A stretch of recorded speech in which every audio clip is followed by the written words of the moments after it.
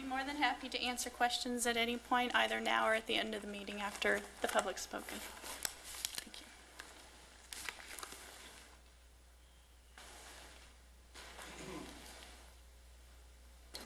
Want to go for or against on the 5? Any preference? We got to get through all of them eventually. We've heard the 4, so let's do 5 that are against. Bob Curry, is Bob Curry here?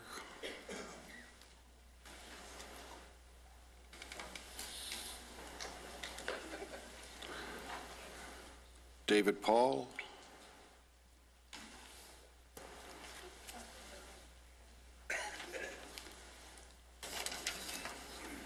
Mr. Mayor, Vice Mayor, and Council, good evening.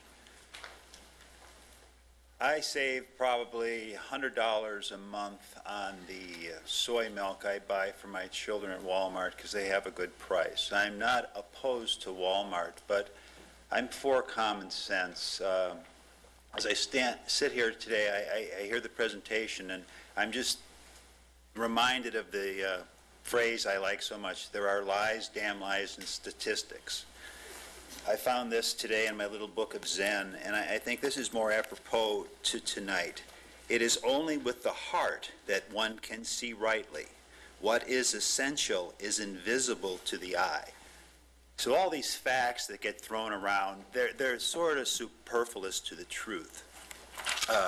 I saw a guy on TV today from Chicago who calculated our national debt at $62 trillion.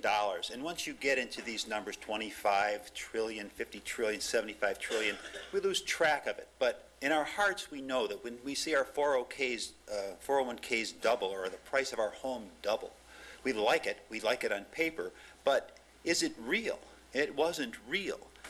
I write here in a letter to the editor that wasn't published, about 40% of our GDP for the last 10 years has been in the sale of financial products. We buy, sell, and trade money through gambling on future markets, selling short and derivative bundles of risk. There is nothing there but a bunch of electronic numbers representing imaginary wealth we buy and sell around like they're anything other than instruments of our own greed and destruction.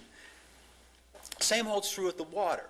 Now, I was surprised at the last meeting that the city came up with 1,000 acre-feet of extra water. But this is just water on paper. We've been going through as a community for the last 2 years all this debate on water and development, and here we are. I would like to know, there's a man in this room, Darren Parker, a friend of all of us, who knows by name, first name basis, every official in this state, and he can't get water. When we can't get water, there will be no water.